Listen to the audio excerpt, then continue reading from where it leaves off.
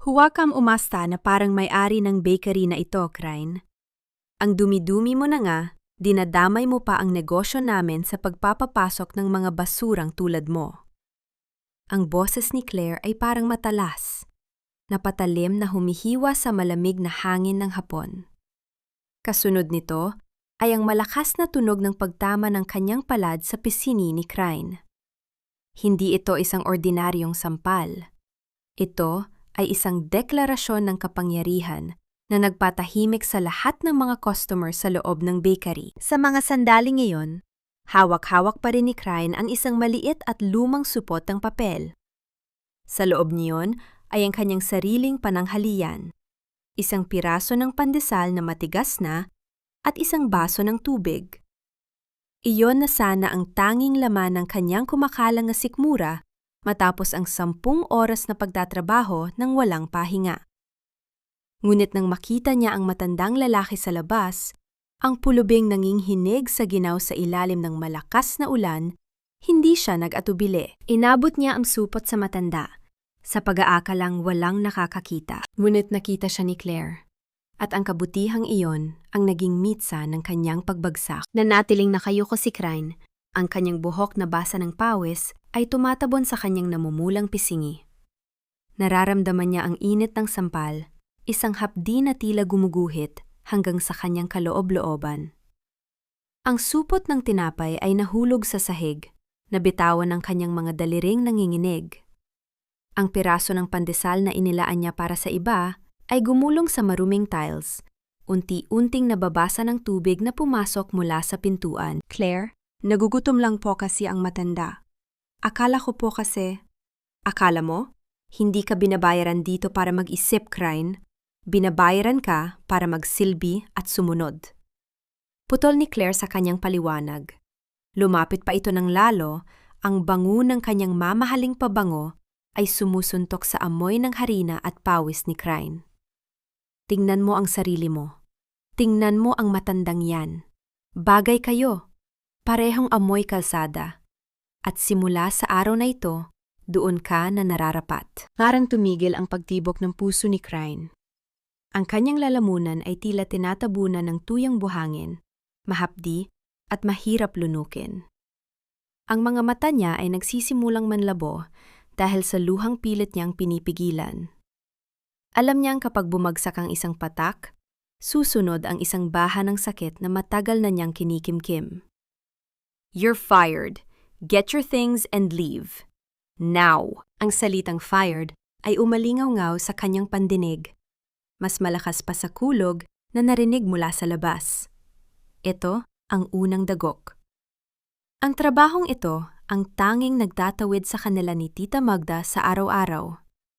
Ito ang pambayad sa kuryente, sa tubig, at sa gamot na halos hindi na nila mabili. Dahan-dahang tumalikod si Crane. Hindi siya sumagot. Wala na siyang lakas para makipagtalo. Sa bawat hakbang niya patungo sa locker room, nararamdaman niya ang mga mata ng mga tao na nakatingin sa kanya. May naaawa, may umiiwas, at mayroon ding nangungutya. Ang kanyang mga binti ay tila gawa sa tingga, mabigat at hirap igalaw. Pagbukas niya ng kanyang maliit na locker, ang tanging laman yon ay ang kanyang lumang payong at ang pitakang halos wala ng laman, kundi mga resibo ng utang. Lumabas siya ng bakery sa gitna ng hagupit ng ulan. Ang lamig ng tubig ay agad na tumagos sa kanyang manipis na uniforme, ngunit mas malamig ang pakiramdam sa loob ng kanyang dibdib. Sa gilid ng pintuan, naroon pa rin ang matandang pulubi. Nakaupo ito sa semento. Yakap-yakap ang sarili. Ang mga mata ng matanda ay tumama sa mga mata ni Crane. Mayroong kakaibang lalim sa tingin nito. Isang tingin na tila nakakakita sa kabila ng kanyang pisikal na anyo. Pasensya na po kayo, Lolo, bulong ni Crane. Ang boses ay halos malunod sa tunog ng ulan. Wala na po akong maibibigay. Yumuko ang matanda bilang tugon. Sa kabila ng sariling hirap, nakaramdam si Crane ng isang uri ng koneksyon. Pareho silang itinakwil ng mundong ito. Pareho silang walang halaga sa paningin ng mga taong may pilak sa bulsa. Naglakad si Crine pauwi. Ang kanyang mga lumang tsinelas ay lumulubog sa putika ng kanilang eskinita. Sa bawat kanto, iniisip niya kung paano niya sasabihin kay Tita Magda ang nangyari. Ang kanyang tita ay ang tanging pamilyang natitira sa kanya. Ngunit ito rin ang tanging tao na laging nagpapaalala sa kanya kung gaano siya kalaking pabigat. Nang marating niya ang kanilang maliit na barong-barong, ang pintuang gawa sa tagpi-tagping yero ay nakabukas ng bahagya. Kinabahan si Crine. Ang katahimikan sa loob ng bahay ay tila may dalang masamang balita. Pumasok siya at nakita si Tita Magda na nakaupo sa tabi ng kanilang maliit na mesa, may hawak na baso ng alak at may mga papel na nakakalat. "Tita," simula ni Crine, habang pinipiga ang dulo ng kanyang basang uniforme. Hindi lumingon si Magda. Ang boses nito ay paos at puno ng poot. "Nasaan ang sahod mo, Crine? Kailangan kong bayaran si Aling Nena bukas. Sinigil na niya ako sa utang ko sa sugal." "Tita, tinanggal po ako sa trabaho. Hindi ko pa po nakuha ang sahod ko ngayong linggo dahil..." Hindi na natapos ni Crine ang kanyang sasabihin dahil mabilis na tumayo si Magda at hinarap siya. Ang mukha nito ay punong-puno ng galit. Ang mga mata ay nanlilisik. "Ano? Tinanggal ka? Napakawalang kwenta mo, talagang bata ka. Pinatira kita rito, pinakain, tapos ito ang ibabalik mo sa akin? Alam mo ba kung anong ginawa ko para lang hindi tayo palayasin dito?" Humakbang pabalik si Crine, ngunit huli na. Mabilis na naglakad si Magda patungo sa maliit na baul sa ilalim ng kama ni Crine. Ang tanging lugar kung saan niya itinatago ang kanyang mga lihim na pangarap at ang huling 500 piso na iniipit niya para sa emergency. "Tita, wag po! Yan na lang po ang natitira ko!" Sigaw ni Crine. Sinusubukang pigilan ang kanyang tita, ngunit itinulak siya ni Magda na malakas. Bumagsak si Crine sa sahig.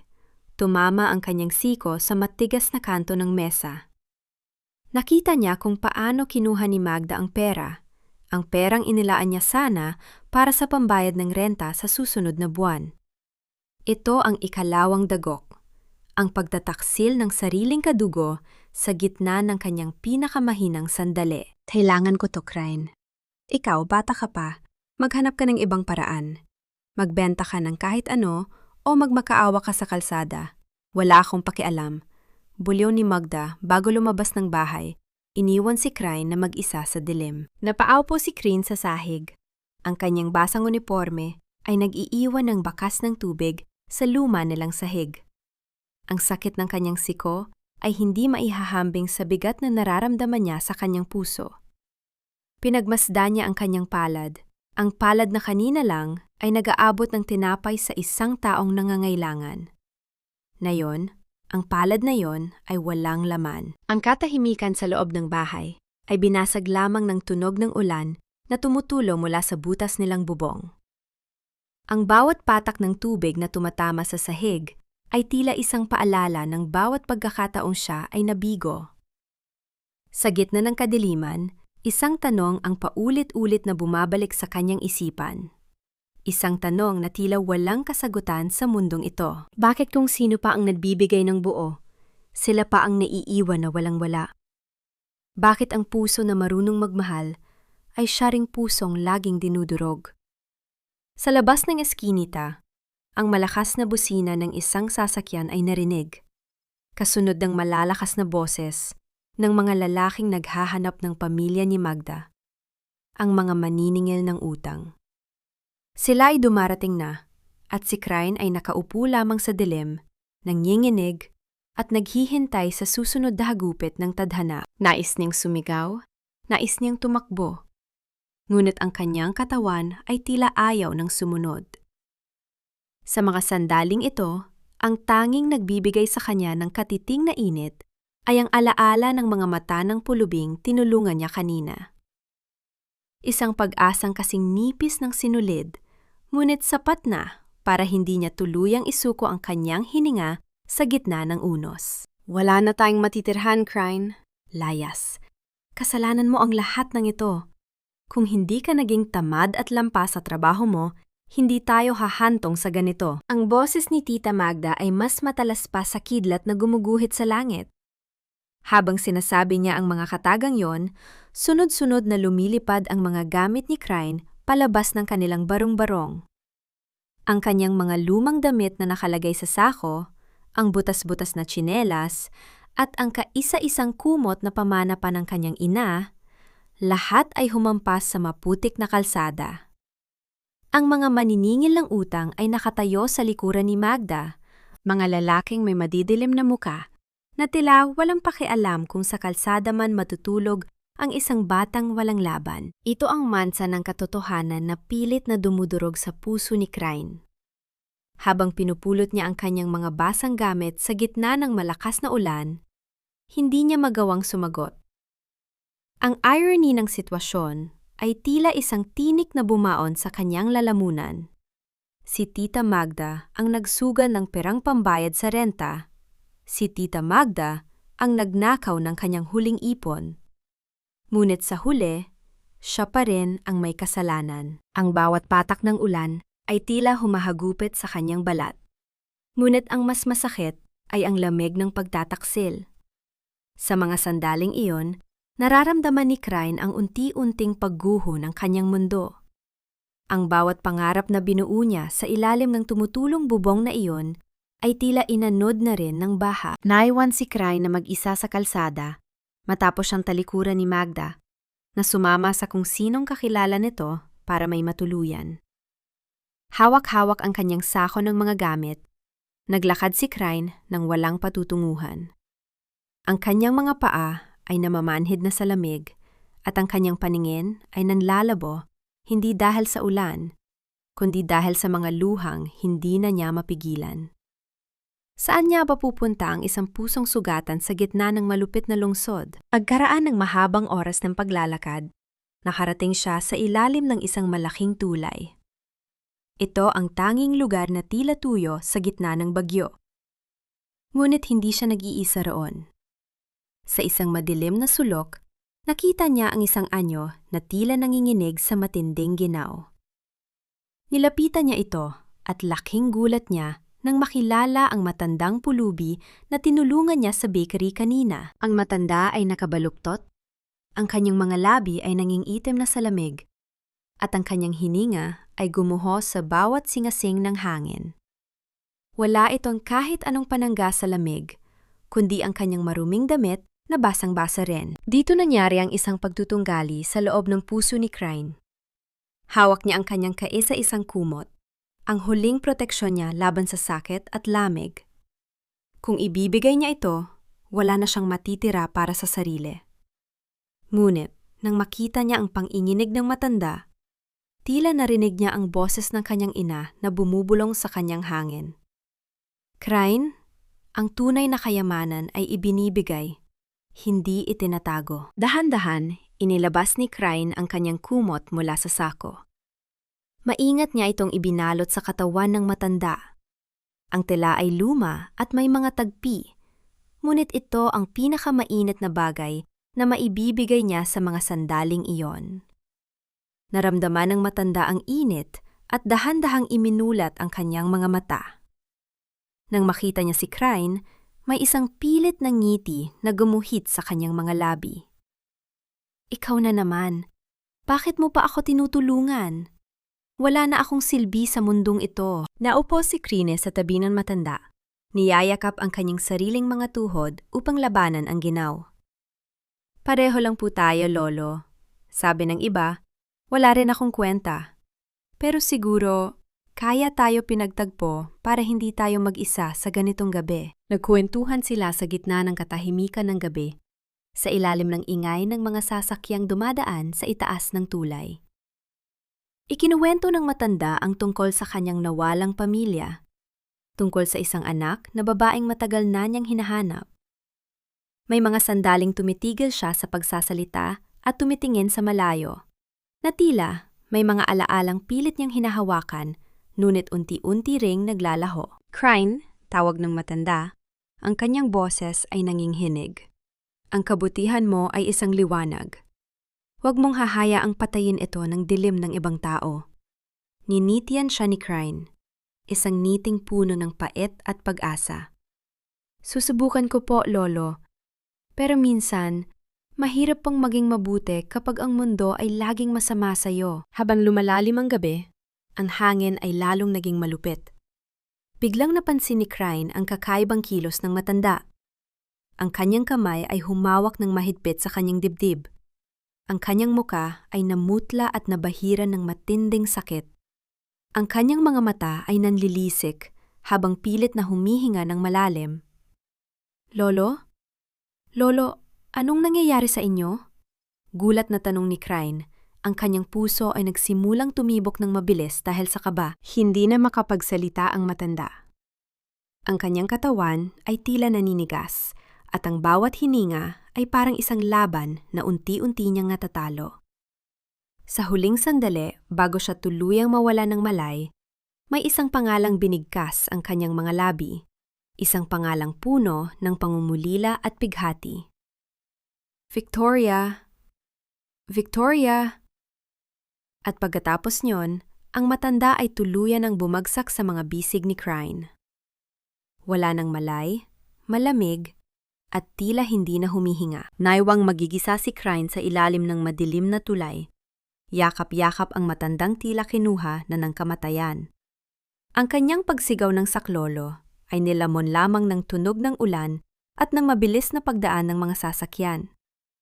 Hanggang kailan, kailangang magdusa ng isang pusong, wala namang ibang hangad, kundi ang magmahal?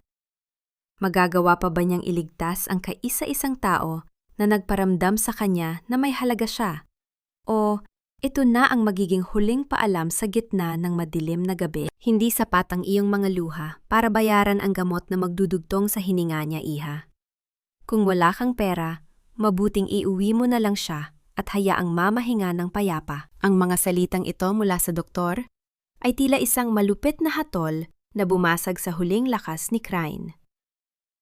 Sa loob ng maliit at lumang klinik, kung saan ang amoy ng gamot at antiseptiko ay humahalo sa amoy ng basang lupa, nakatayo si Crane na nanginginig ang buong katawan.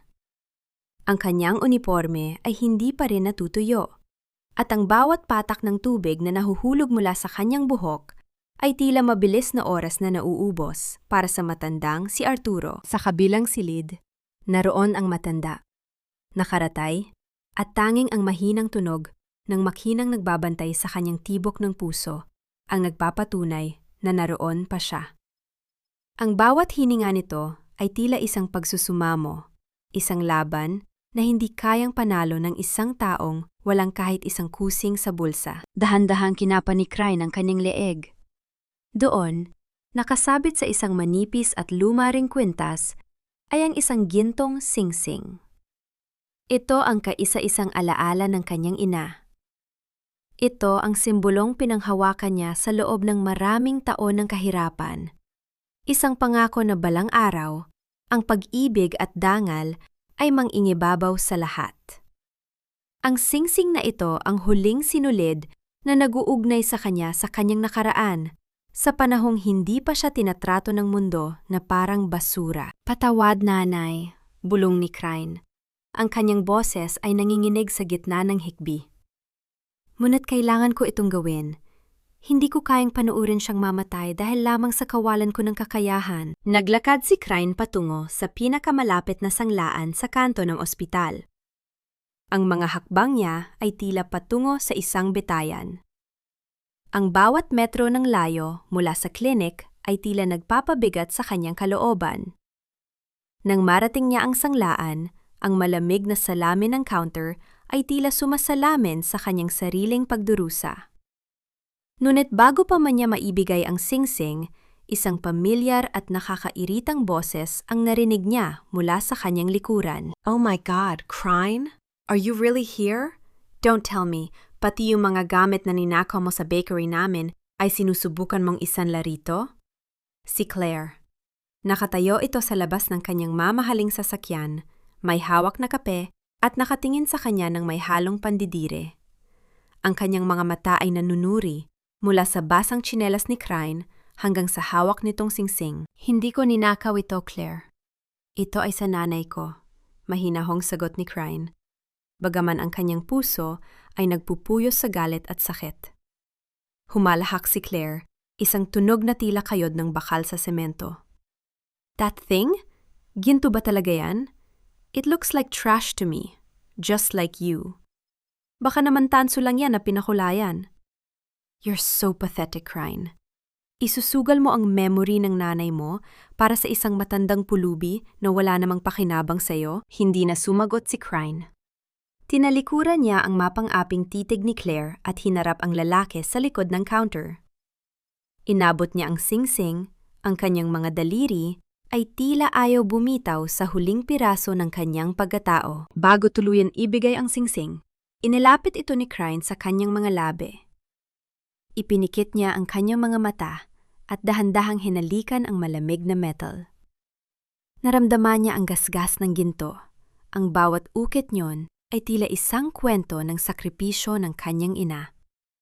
Sa sandaling iyon, ang mundo ay tumigil sa pag-ikot. Wala na ang ulan, wala na ang boses ni Claire. Tanging ang tibok na lang ng kanyang puso ang naririnig niya. Nang bitawan niya ang singsing, tila may isang bahagi ng kanyang kaluluwa ang nawala.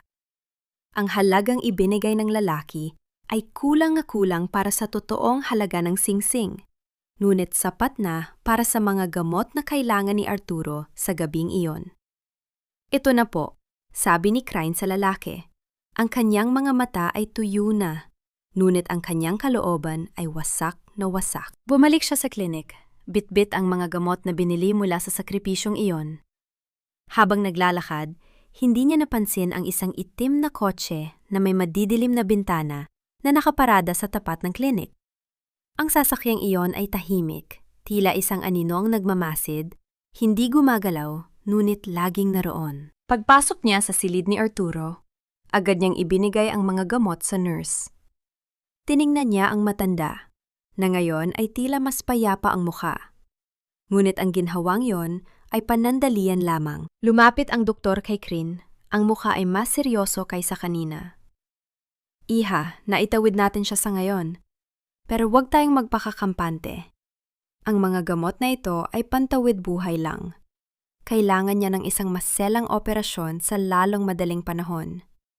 Kung hindi siya maoperahan sa loob ng susunod na 48 oras, hindi nakakayanin ng kanyang puso. Napatulala si Crane.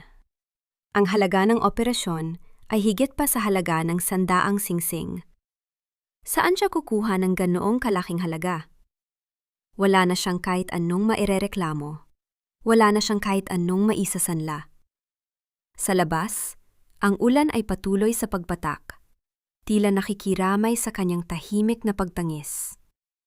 At sa dilim ng kalsada, ang itim na kotseng yon ay dahan-dahang nagbukas ng kanyang mga ilaw, na tila isang hudyat na ang tunay na unos ay hindi pa tapos. Sino ang nagmamay-ari ng misteryosong kotseng yon? At sa gitna ng kanyang kawalan, meron pa bang himalang darating bago tuluyang huminto ang puso ni Arturo at kasabay nito, ang huling pag-asa ni Crane? Nag-aaksaya ka ng panahon sa isang taong hindi mo naman kaano-ano, Crane. Tingnan mo ang sarili mo. Mukha ka ng basahan. Tapos uunahin mo pa ang pulubing yan kaysa sa sarili mong tita. Ang boses ni Tita Magda ay bumasag sa katahimikan ng maliit na pasilyo ng klinik. Hindi man lang nito inalala ang mga pasyenteng nagpapahinga. Nakatayo ito sa harap ni Crane, ang mga kamay ay nasa baywang, at ang muka ay bakas ang matinding pagkadismaya. Para kay Magda, ang bawat sentimong ginagastos ni Crane para kay Arturo ay sentimong ninanakaw mula sa kanyang sariling bulsa. Tita, wala na siyang ibang matatakbuhan. Kung hindi ko siya tinulungan, baka wala na siya ngayon. Mahinahong sagot ni Crane habang inaayos ang isang maliit na kaldero ng lugaw. At ikaw? Sino ang tutulong sa'yo kapag tuluyan ka ng nawalan? Utang na loob naman, Crane. Pinatira kita, pinakain kita noong bata ka pa. Tapos ngayon, na kailangan ko ang tulong mo, mas pipiliin mo pang maging martyr para sa isang estranjero? Napakawalang pasasalamat mo. Ang bawat salita ni Magda ay tila isang latigo na humahagupit sa konsensya ni Crane. Ito ang paboritong armas ng kanyang tita, ang pagpapaalala sa kanya ng mga utang na hinding-hindi niya mababayaran. Ngunit ang katotohanan ay alam ni Crane na siya ang nagtatrabaho para sa kanilang dalawa. Siya ang nagbabayad ng lahat, habang ang kanyang tita ay walang ginawa kundi ubusin ang kanilang pera sa sugal. Tumalikod si Crane upang ipagpatuloy ang pagluluto ng lugaw sa isang maliit na kalan sa labas ng klinik. Habang hinihalo niya ang mainit na sabaw, hindi na niya napigilan ang pagtulo ng kanyang mga luha. Tila, naging mas maalat ang sabaw sa mga sandaling iyon. Hindi dahil sa pampalasa, kundi dahil sa mga luhang dumadaloy mula sa kanyang mga mata at direktang nahuhulog sa kaldero. Isang tahimik na panalangin ang kasabay ng bawat patak. Isang dalangin sana ay matapos na ang lahat ng sakit na ito. Pagkalipas ng ilang oras, dahil sa sobrang pagod at puyat, hindi na malaya ni Crane na nakatulog siya sa isang silya sa tabi ng higaan ni Arturo. Ang kanyang mahimbing na paghinga ay tila naging hudyat para kay Magda. Dahan-dahang lumapit ang matanda, ang kanyang mga mata ay nanunuri sa maliit na bag ni Crane. Sa loob ng bag na iyon, naroon ang natitirang barya mula sa pagkakasangla ng singsing, ang perang pambili sana ng susunod na dos ng gamot ni Arturo. Gamit ang kanyang mga daliring sanay sa pagnanakaw, dahan-dahang kinuha ni Magda ang barya. Walang kahit anong tunog, walang kahit anong bakas.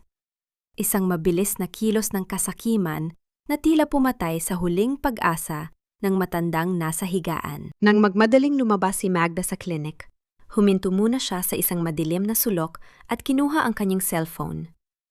Ang kanyang boses ay naging pabulong, puno ng lihim at masamang balak. Hello? Oo, handa na ang lahat. Ibebenta ko na ang lupa ni Crane bukas. Siguraduhin mo lang na makuha ko ang komisyon ko. Huwag kang mag-alala. Wala siyang magagawa. Sa akin, nakapangalan ang lahat ng papeles kahit sa mga magulang niya yun noon. Wala siyang laban. Nang magising si Crane kinabukasan, ang araw ay hindi nagdala ng liwanag.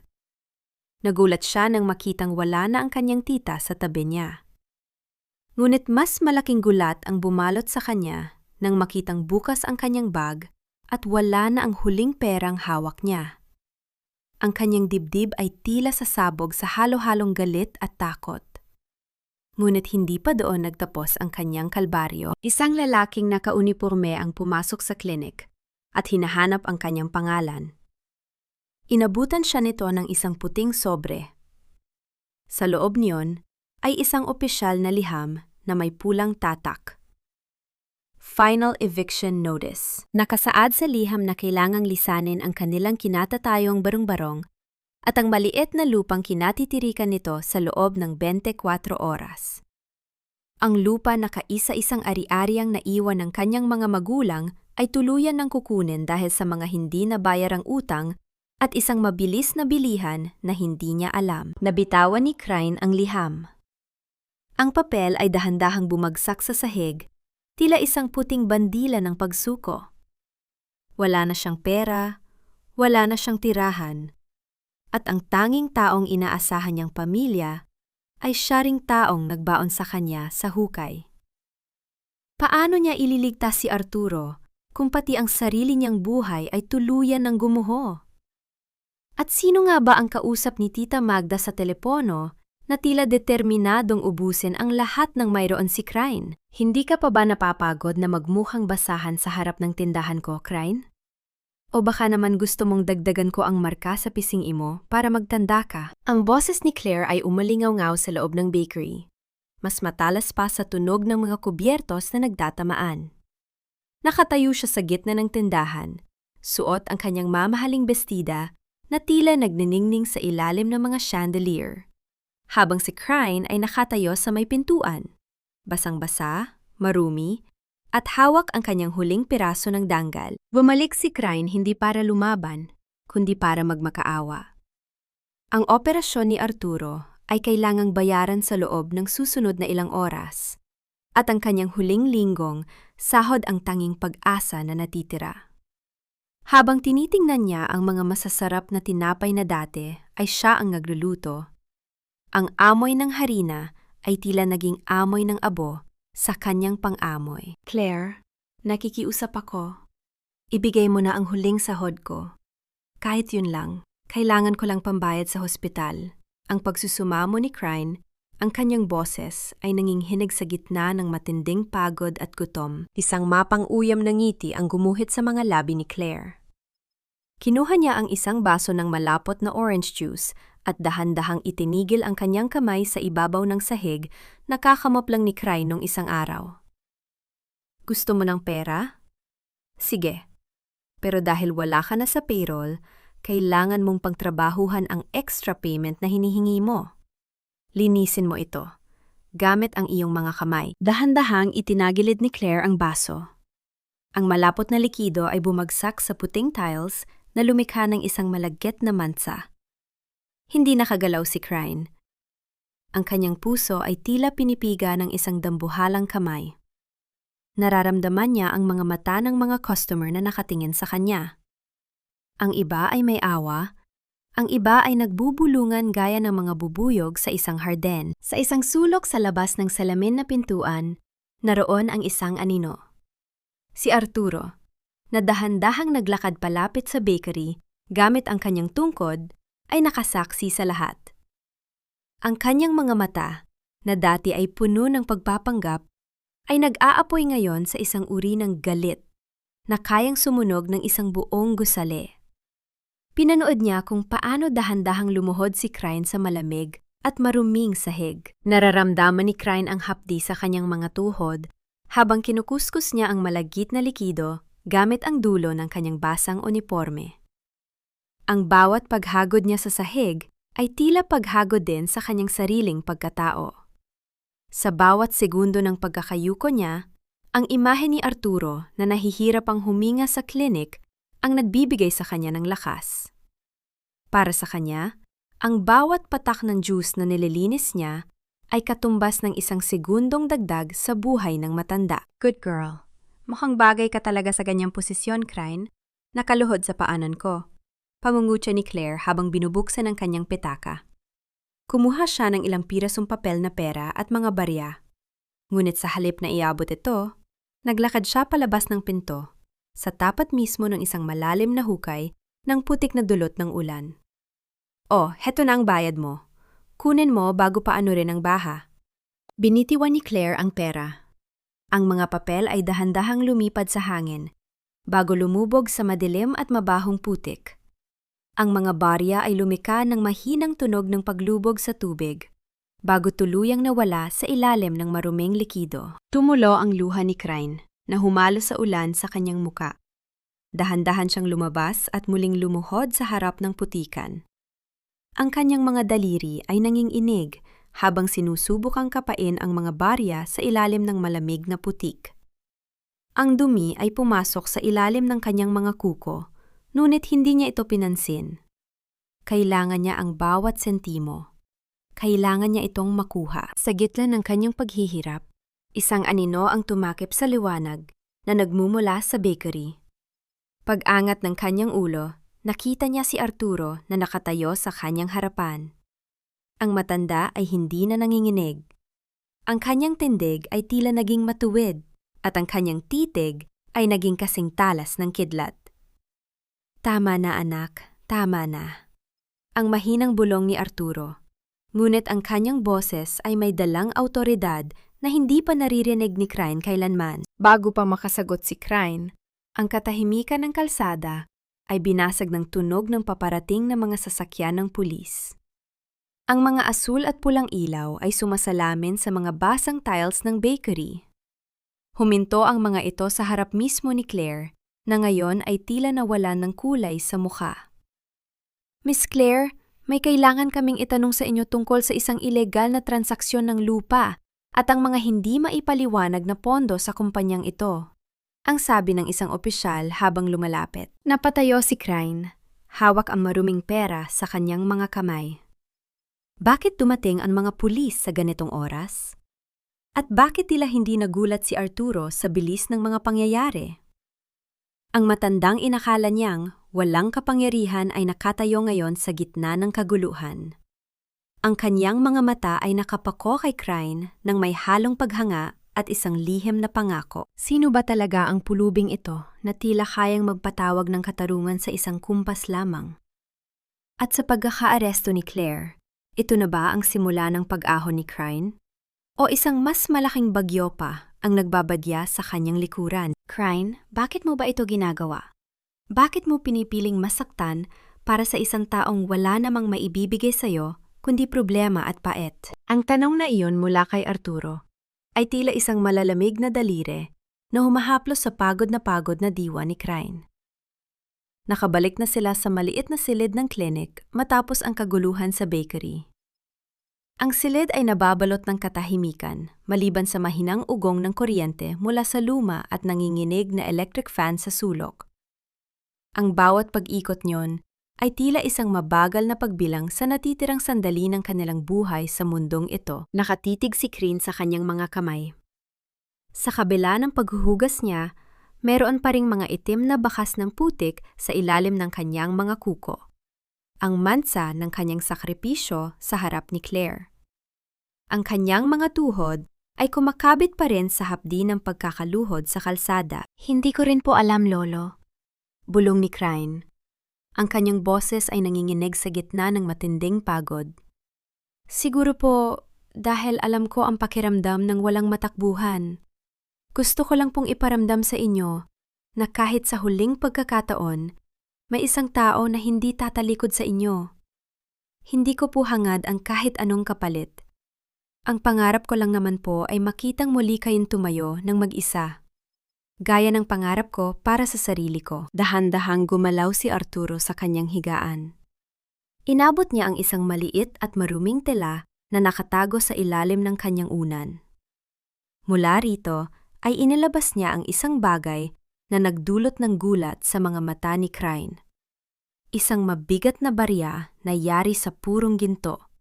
Nagniningning ito sa kabila ng madilim na ilaw ng klinik. Ninakaw ko ito noon, Crane. Ang pagsisinungaling ni Arturo habang matalas na nagmamasid sa reaksyon ng dalaga. Itinago ko ito sa mahabang panahon para sa sarili kong kaligtasan. Kunin mo ito. Sapat na ito para bayaran ang operasyon ko at para makuha mo muli ang bahay na kinuha sa iyo. Wala nang makakaalam. Isipin mo na lang na ito ang gantimpala mo sa pagiging mabuti. Tiningnan ni Crane ang ginto. Sa isang saglit, ang lahat ng kanyang problema ay tila may solusyon na.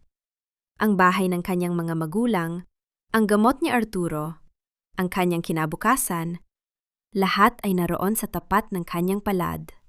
Ngunit habang tinitingnan niya ang kinang yon, tila nakikita rin niya ang mukha ni Claire at ang mukha ni Tita Magda. Hindi po, Lolo, mahinahong sabi ni Crane. Dahan-dahang itinutulak ang kamay ng matanda. Hindi ko kayang iligtas ang buhay niyo gamit ang isang bagay na kinuha sa masamang paraan. Mawala na po ang lahat sa akin. Wag lang ang aking dangal. Mas pipiliin ko pong maghirap ng tapat kaysa guminhawa sa kasalanan. Huwag po nating dungisan ang huling pag-asa nating dalawa. Isang matagal na katahimikan ang namayani. Nakita ni Crane ang isang butil ng luha na gumulong mula sa mata ni Arturo. Hindi luha ng sakit, kundi luha ng isang taong sa wakas ay nakatagpo ng hinahanap niya sa loob ng mahabang panahon. Upang mapawi ang tensyon, dahan-dahang lumapit si Crane sa tabi ng higaan at nagsimulang humui ng isang lumang oyayi. Ang himig ay malungkot, ngunit puno ng pag-asa. Ang uri ng himig na inaawit ng kanyang ina noong siya ay bata pa. Ang bawat tono ay tila isang haplos sa kaluluwa ni Arturo, hanggang sa ang matanda ay dahan-dahang pumikit at nakatulog ng mahimbing. Bago tuluyang lumabas ng silid si Crane para kumuha ng mainit na tubig, narinig niya ang mahinang bulong ni Arturo sa kanyang pagtulog. Ricardo! Patawad, Ricardo! Hindi ko agad nahanap ang anak mo. Napatigil si Crane. Ang kanyang puso ay tila tumigil sa pagtibok. Ricardo ang pangalan ng kanyang ama na pumanaw na 10 taon na ang nakalilipas. Paano nalaman ng isang matandang pulubi ang pangalan ng kanyang ama? Wala siyang maalalang binanggit niya ito kay Arturo. Ang bawat balahibo sa kanyang balat ay tumindig sa takot at pagtataka. Ngunit bago pa man niya maitanong ang katotohanan, ang katahimikan ng gabi ay binuwag ng tunog ng mabibigat na yabag sa pasilyo ng klinik. Hindi ito ang tunog ng mga tsinelas ng mga nurse. Ito ay tunog ng mga sapatos na gawa sa mamahaling balat, naglalakad ng may awtoridad at bilis. Biglang bumukas ang pinto. Isang grupo ng mga lalaking nakaitim na suit at may mga earpiece ang pumasok. Ang kanilang mga mukha ay seryoso at nakakatakot. Agad nilang pinalibutan ang higaan ni Arturo. Napasandal si Crane sa pader. Ang kanyang mga kamay ay nakatakip sa kanyang bibig upang pigilan ang pagsigaw. Ang pinuno ng mga lalaki, isang matandang may hawak na attaché case, ay lumapit sa higaan ni Arturo. Sa halip na gumawa ng masama, ang lahat ng lalaki ay sabay-sabay na yumuko ng malalim. "Don Arturo!" ang sabi ng pinuno sa isang boses na puno ng paggalang.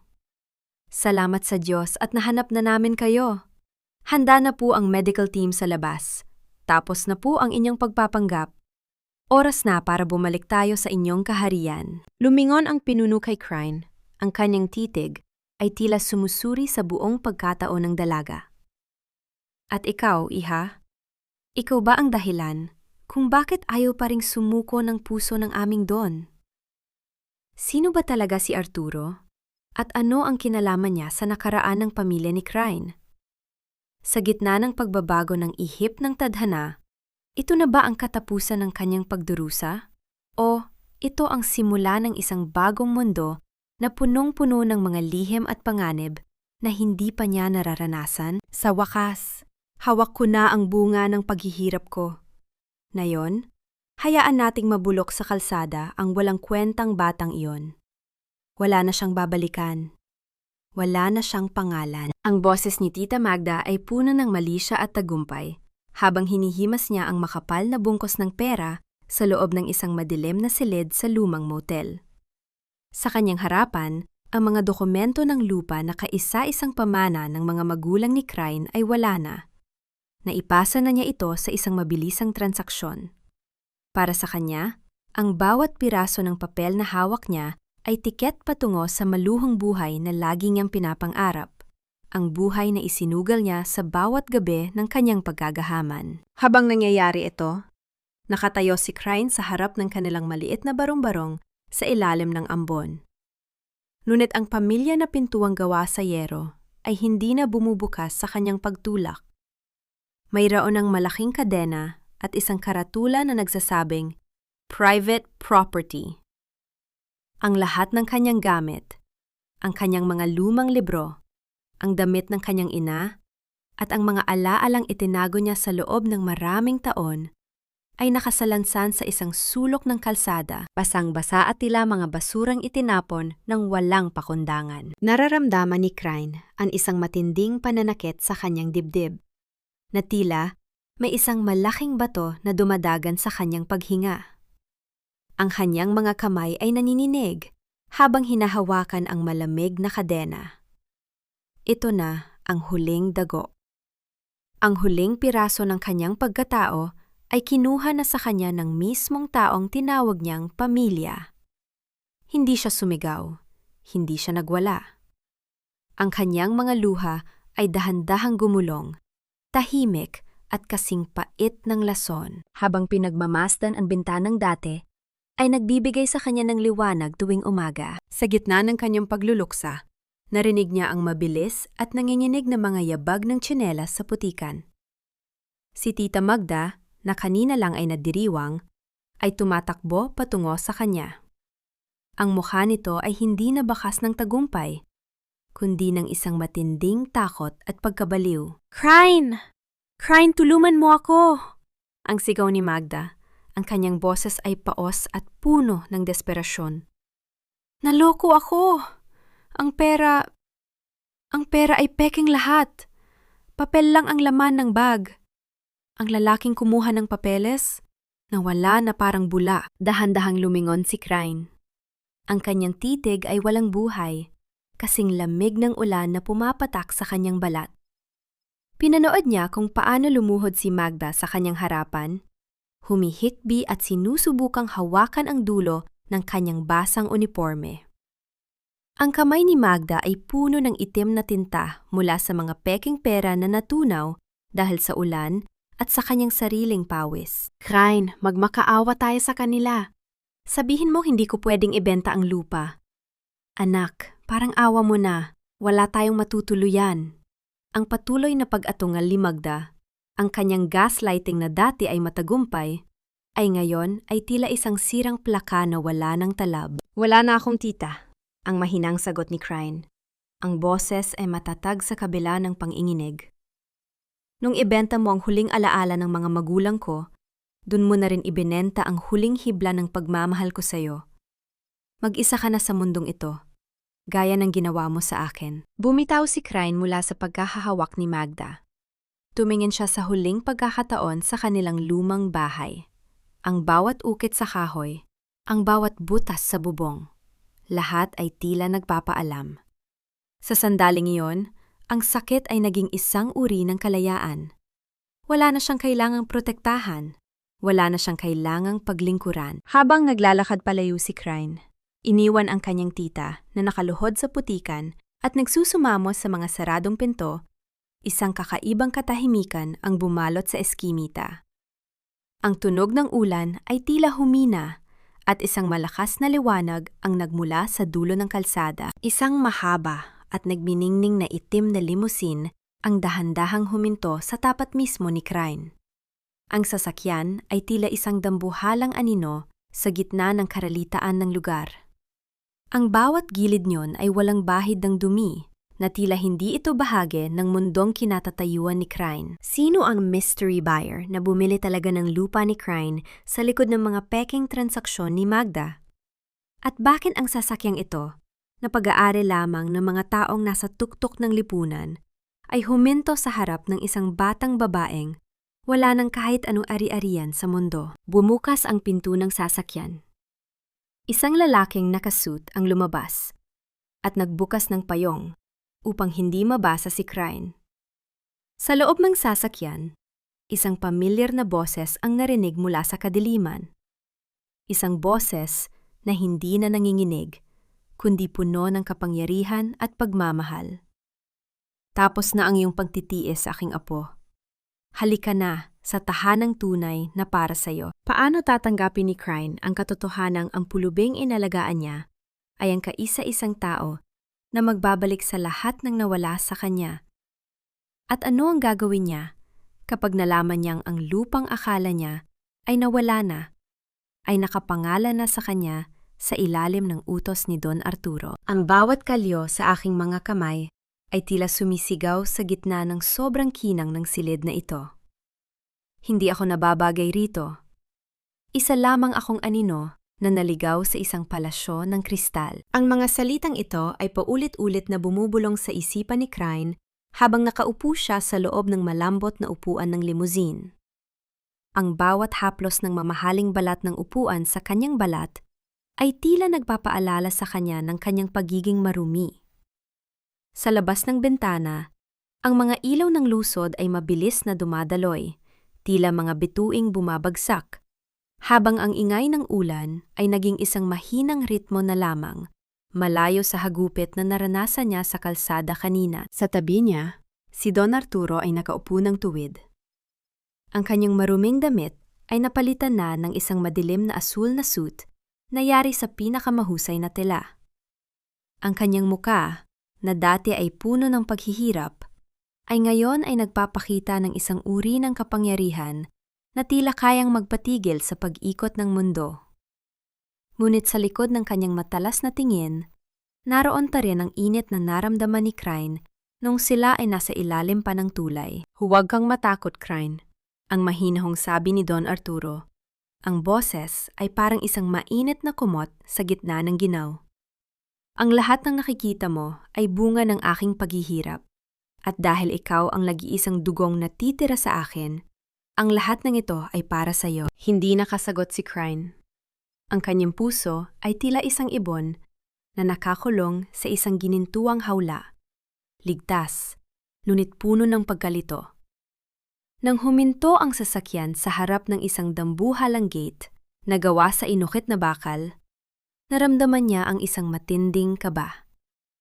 Ang pagbukas ng gate ay lumikha ng isang mahinang tulog ng pag-ikot ng mga gear na tila nagbubukas ng isang pintuan patungo sa ibang dimensyon. Pagbaba niya sa sasakyan, sinalubong sila ng dalawang hilera ng mga tauhan ng mansyon. Sabay-sabay silang yumuko ng malalim. Sa gitna ng kanyang pagkabigla, hindi nakalimutan ni Crane ang kanyang pinagmulan. Lumapit siya kay Don Arturo at dahan-dahang kinuha ang kamay nito para magmano. Ang pagdampi ng kamay ng matanda sa kanyang noo ay isang sagradong sandali. Ang pagkilala sa kanyang lolo sa kabila ng lahat ng yaman. Dinala siya sa isang malawak na silid na puno ng mga antigo at mamahaling kagamitan. Doon, isang mainit na paligo ang inihanda para sa kanya. Habang nakababad sa tubig na puno ng bango ng mga bulaklak, tila inanod ng tubig ang lahat ng dumi ng bakery, ang amoy ng putik, at ang pait ng mga salita ni Claire. Ngunit nang tumingin siya sa salamin pagkatapos magbihis, hindi niya agad nakilala ang babaeng nasa harap niya. Suot ang isang simpleng puting bestida na yari sa sutla, ang kanyang balat ay tila nagniningning. Ang kanyang mahabang buhok ay maayos na nakatapi. Ngunit sa kanyang mga mata, naroon pa rin ang bakas ng batang babaeng nagbebenta ng pandesal sa gitna ng ulan. "Crane!" tawag ni Arturo nang pumasok siya sa library. Ang buhay na ito ay hindi lamang tungkol sa karangyaan. Ito ay tungkol sa responsibilidad. Ang aking kumpanya ay pinamumugaran ng mga buwaya, mga taong nagpapanggap na kaibigan, ngunit handang manaksak sa likod. Gusto kong ikaw ang magmana ng lahat, pero kailangan nating maging matalino. Inilahad ni Arturo ang isang plano. Sa loob ng 6 na buwan, kailangang magpanggap si Crane bilang isang secret consultant sa kumpanya. Walang dapat makaalam ng kanyang tunay na pagkakakilanlan, maliban sa mga pinakapinagkakatiwala ang tauhan. Kailangan niyang matutunan ang pasikot-sikot ng negosyo mula sa anino, upang malaman kung sino ang tapat at kung sino ang dapat linisin. Mula ngayon, tatawagin ka nilang Miss K, ang sabi ni Arturo habang iniaabot ang isang itim na maskara na gawa sa mamahaling lace. Ipakita mo sa kanila na ang pusong marunong magmahal ay meron ding talas na kayang magpasunod sa kahit na sino. Kinanukasan, tumayo si Crane sa harap ng dambuhalang gusali ng Macaraig Holdings. Ang bawat hakbang niya sa semento ay tila isang martsa patungo sa digmaan. Suot ang kanyang maskara at isang matikas na business suit, nararamdaman niya ang panunuri ng mga empleyado sa pasilyo. Ngunit habang naglalakad siya patungo sa boardroom para sa kanyang unang meeting, isang pamilyar na boses ang narinig niya mula sa pantry. Isang boses na naging sanhi ng kanyang maraming gabing pag-iyak. Sino ba yung Miss K na yan? Akala mo kung sinong reyna kung umasta? Consultant lang naman. Siguro ay nakuha lang niya ang posisyon na yan sa pamamagitan ng kung anong maduming paraan. Ang sabi ni Claire, na ngayon ay nagtatrabaho na lamang bilang isang mababang empleyado matapos bumagsak ang negosyo ng kanyang pamilya. Napatigil si Crane. Ang kanyang mga daliri ay mariing kumapit sa kanyang folder. Ang kanyang unang araw bilang Miss K ay hindi pa man nagsisimula, ngunit ang kanyang nakaraan ay narito na agad para hamunin siya.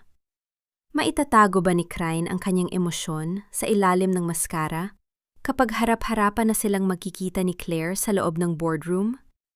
O ang galit na matagal niyang kinalimutan ay muling mag-aapoy at sisira sa planong binuo nila ni Don Arturo? Ang pinto ng boardroom ay dahan-dahang bumukas, at sa loob niyon, nakaupo ang mga taong dating humamak sa kanya, naghihintay sa utos ng babaeng hindi nila alam na sila rin ang bumugbog at sumira noon. Ibigay niyo na ang pirma na yan. Huwag niyo nang patagalin ang pag-iinarte niya sa harap namin. Marami pa kaming gagawin, at hindi namin kailangang maghintay sa isang consultant na nagtatago sa likod ng maskara. Ang boses ni Claire ay puno ng iritasyon at kawalan ng galang habang nakatayo siya sa kabilang dulo ng mahabang mesa sa boardroom. Ang kanyang mga kamay ay nakapabaywang at ang kanyang muka ay bakas ang pagod. Isang pagod na hindi sanay ang kanyang marangyang katawan.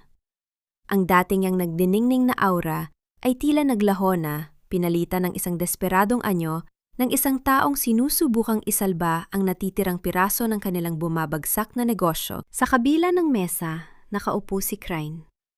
Ang bawat himaymay ng kanyang kalamnan ay tila naninigas sa ilalim ng kanyang business suit.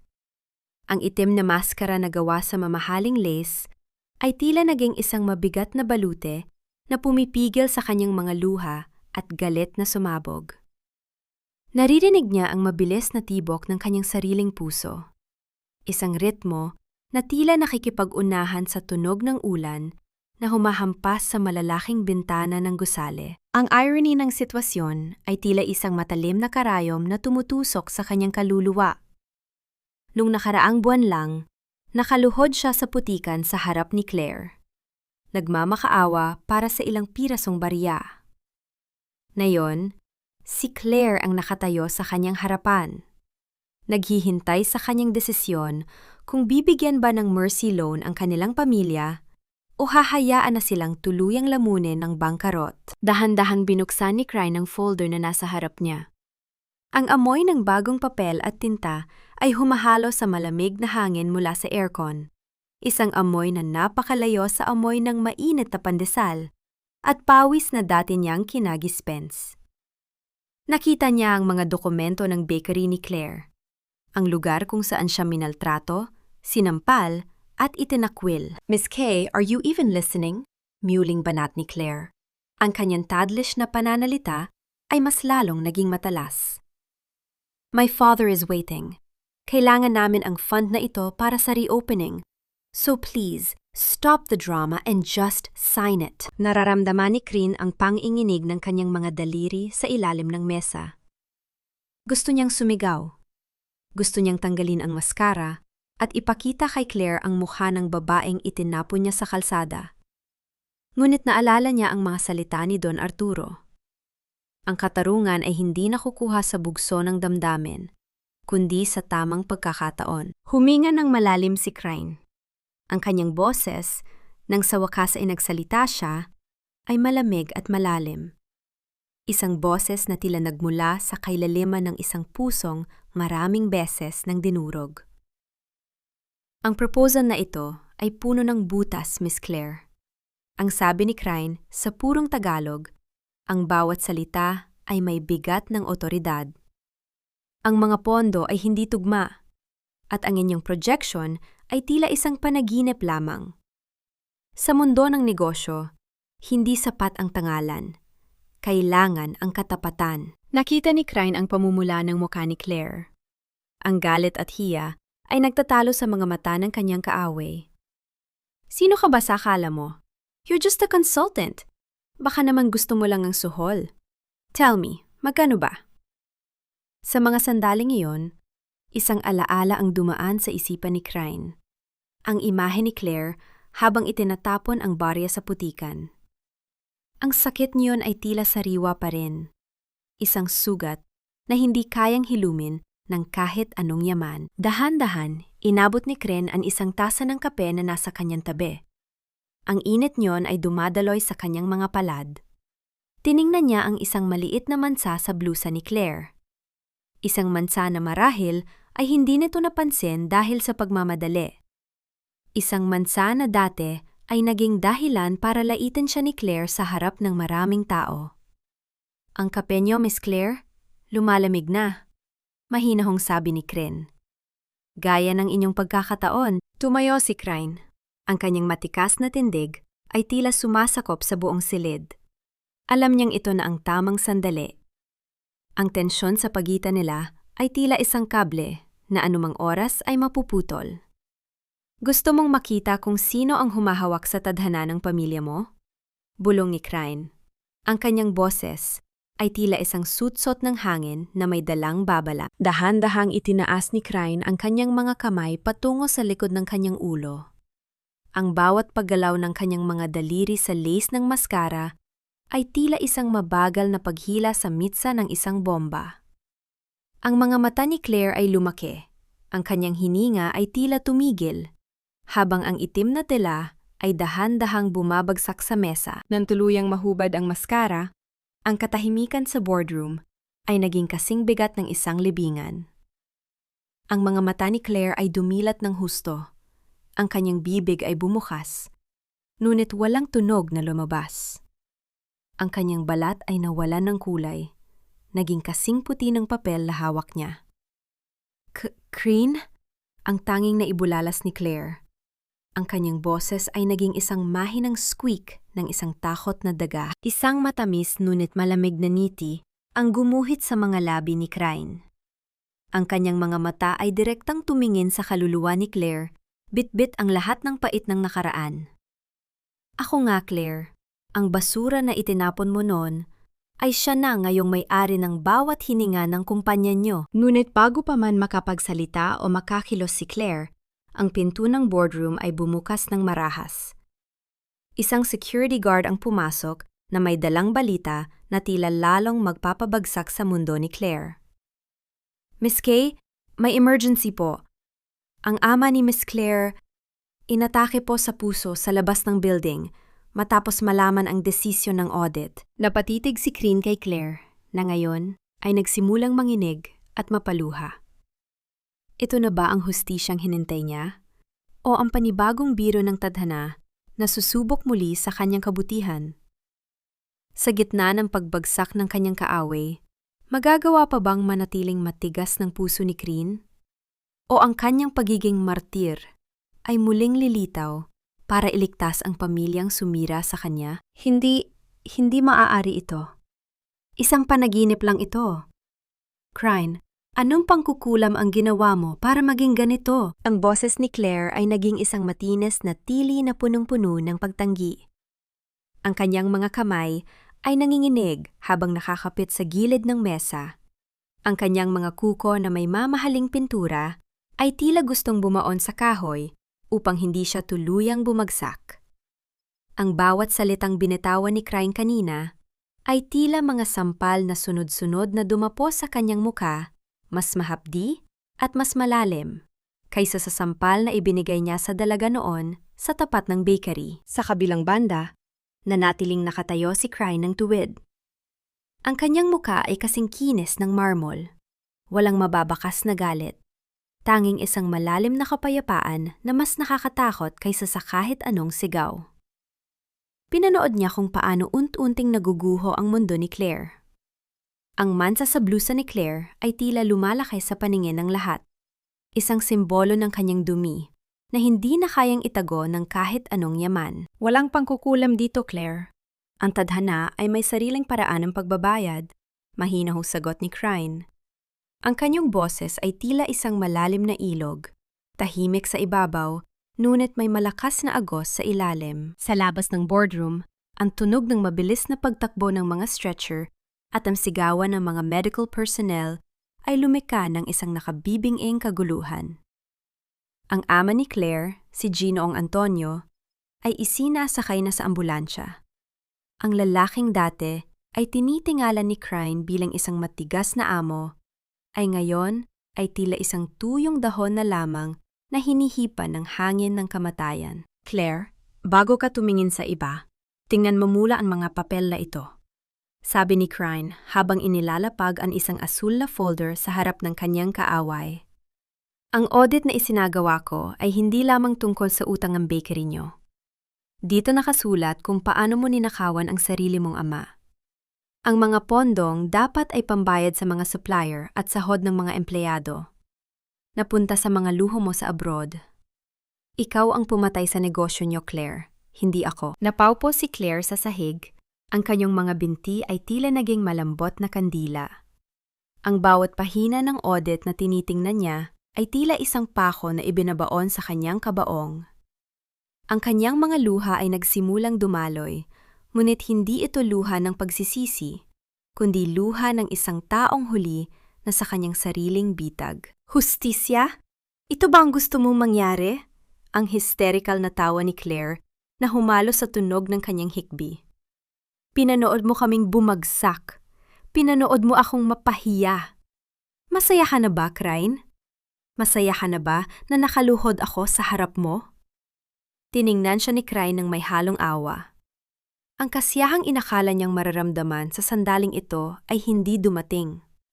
Sa halip, ang nararamdaman niya ay isang matinding pagod. Pagod sa galit, pagod sa pait. Hindi pera ang nagpabagsak sa iyo, Claire, kundi ang ugali mo, bulong ni Crane. Ang akala mong basura noon ay siya palang kaisa-isang hininga na kailangan mo ngayon. Ngunit huli na, mabilis na pumasok ang mga security guard at dinala si Claire palabas ng building upang sumunod sa kanyang ama sa ospital. Ang bawat hakbang ni Claire patungo sa pinto ay tila isang paglaya sa mundong dati ay kinagisans niya ng may kayabangan. Ang mga empleyado sa labas ay nakatingin, hindi dahil sa awa, kundi dahil sa katotohanang ang lahat ng kasamaan ay may katapusan. Naiwan si Crane sa gitna ng boardroom. Ang katahimikan ay tila isang mabigat na kumot na bumalot sa kanya. Pinulot niya ang maskara sa mesa at tinitigan ito. Ang kanyang paglalakbay mula sa putikan, patungo sa tuktok ng gusaling ito ay naging madugo at puno ng sakripisyo. Ngunit habang tinitingnan niya ang kanyang nagniningning na singsing, isang tanong ang hindi mawala sa kanyang isipan.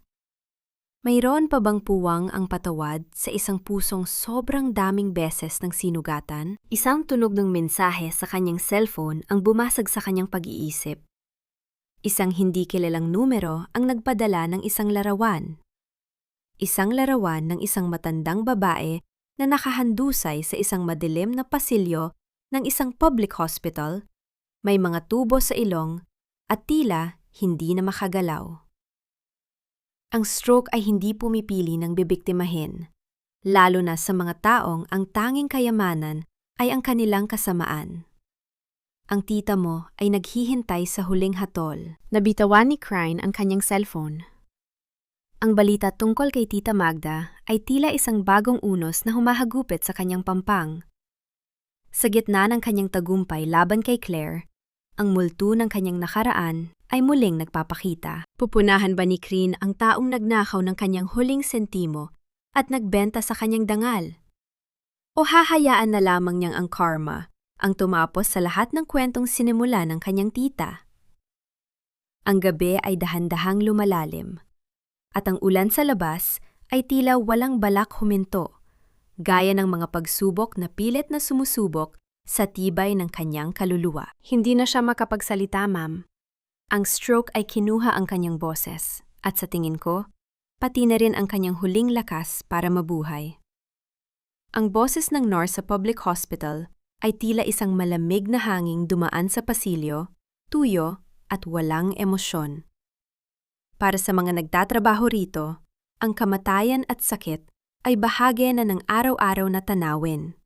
Ngunit para kay Crane, ang bawat salitang narinig niya ay tila isang mabigat na pako na ibinabaon sa kanyang puso. Nakatayo si Crane sa gitna ng ward na puno ng amoy ng antiseptiko, pawis at talawang. Suot ang kanyang mamahaling business suit at ang nagniningning na singsing ng kanyang ina, siya ay tila isang ligaw na bituin sa gitna ng kadiliman.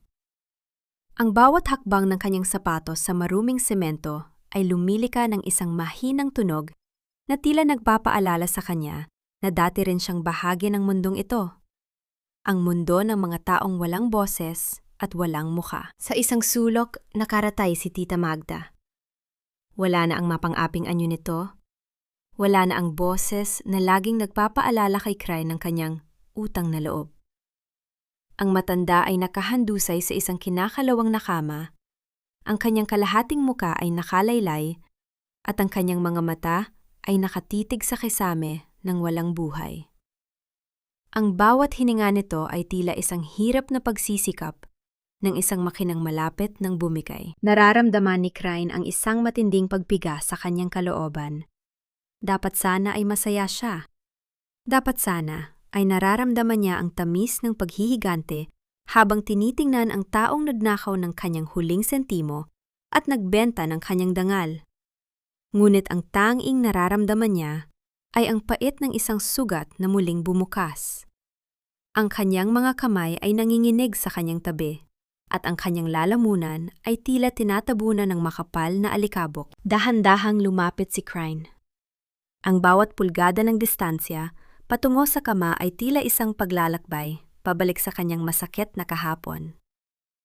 Nang marating niya ang tabi ni Magda, naramdaman niya ang amoy ng luma at maruming tela. Isang luha ang dahan-dahang gumulong mula sa kanyang mata. Bumagsak ito sa puting kumot ng ospital at mabilis na nanuot sa hibla ng tela. Naramdaman ni Magda ang presensya ng isang tao. Dahan-dahan niyang idinalaw ang kanyang mga mata patungo kay Crane. Sa sandaling magtama ang kanilang mga paningin, nakita ni Crane ang isang emosyong hindi niya inakalang makikita sa kanyang tita. Matinding takot na mabilis na napalitan ng isang malalim na kahihiyan. Ang isang kamay ni Magda, ang kamay na dati ay ginagamit niya para saktan si Crane, ay nanginginig na sumubok na abutin ang dalaga. Tita, ang tanging naibulalas ni Crane. Ang boses ay nanginginig sa gitna ng hikbi. Hindi makapagsalita si Magda. Tanging isang mahinang tunog ng pag-umol ang lumalabas sa kanyang mga labi. Isang tunog na puno ng pighati at pagsisisi. Ang mga luha ay nagsimulang dumaloy mula sa mga mata ng matanda. Mabilis na binabasa ang kanyang kulubot na pisingi. Sa halip na tumalikod, dahan-dahang naupo si Crane sa gilid ng kama. Kinuha niya ang isang suklay mula sa kanyang bag. Sa gitna ng katahimikan ng ward, sinimula ni Crane na suklayin ang madungis at gulo-gulong buhok ni Magda. Ang bawat hagod ng suklay ay tila isang paglilinis sa mga alaalang puno ng pait. Ginagawa niya ito ng may ingat, tulad ng ginagawa niya noong bata pa siya kapag sinusubukan niyang pasayahin ang kanyang tita matapos ang isang mahabang araw. Ito ang kanyang golden moment. Isang sandali kung saan ang galit ay natalo ng isang pag-ibig na hindi kayang patayin ng kahit anong pagkakamali. Sa gitna ng dumi ng ospital, ang kabutihan ni Crane ay nagniningning ng mas maliwanag kaysa sa kahit anong yaman ni Don Arturo. Pinapatawad na kita, tita, bulong ni Crane habang inaayos ang buhok ng matanda. Hindi dahil karapat-dapat ka, kundi dahil pagod na ang puso ko sa kakamuhat. Gusto ko nang lumaya, at gusto ko ring lumaya ka na sa bigat ng iyong nagawa. Nakita ni Crane ang unti-unting pagpikit ng mga mata ni Magda, na tila sa wakas ay nakatagpo ng isang sandali ng kapayapaan sa gitna ng unos. Ngunit habang nag-aayos ng gamit si Crane para umalis, isang nurse ang lumapit sa kanya at iniabot ang isang lumang sobre na nakita raw sa bulsa ng duster ni Magda noong ito ay dinala sa ER. Ma'am, baka po mahalaga ito. Ayaw niya itong bitawan kanina hanggang sa nawalan siya ng malay. Binuksan ni Crane ang sobre. Sa loob niyon ay isang lumang litrato. Isang litrato ng kanyang ama na si Ricardo, kasama ang ama ni Claire na si Antonio. Sa likod ng litrato, may isang maikling sulat na may petsang bago pa mamatay ang kanyang ama. Ricardo, ang lihim na ito ay kikitil sa ating dalawa.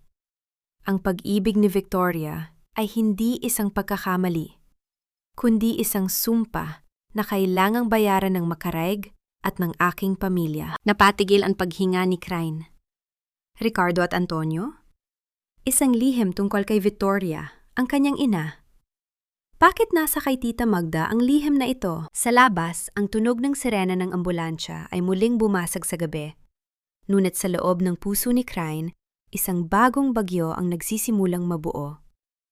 Ang akala niyang katapusan ng kanyang pagdurusa ay tila simula lamang ng isang mas malalim at mas madilim na katotohanan tungkol sa kanyang tunay na pagkakakilanlan at sa hidwaan ng mga pamilyang nagpabagsak sa kanya. Ano ang lihim na itinago ni na Antonio at Ricardo?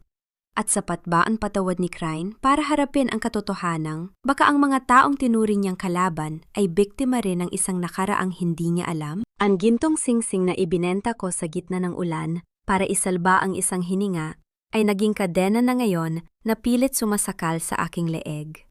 Akala ko ay nabayaran ko na ang lahat ng utang ng nakaraan, ngunit ang tadhana ay tila isang linta na ayaw bumitaw hanggat hindi nauubos ang aking dugo. Ang mga salitang ito ay naging paulit-ulit na awit sa isipan ni Crane habang nakatayo siya sa harap ng pintuan ng isang VIP room sa ospital. Hawak niya ang liham na nakuha mula kay Tita Magda, ang papel na tila nagniningas sa kanyang palad dahil sa bigat ng katotohanang nakasulat doon. Ang amoy ng mamahaling pabango at antiseptiko sa pasilyong ito ay naging kasing pait ng lason sa kanyang pang-amoy. Sa loob ng silid na iyon, nakaupo sa kanyang higaan si Antonio, ang ama ni Claire. Sa kabila ng kanyang panghihina matapos ang atake sa puso, ang kanyang mga mata ay nananatiling matalas, kasing talas ng isang kuko ng agila na handang manila.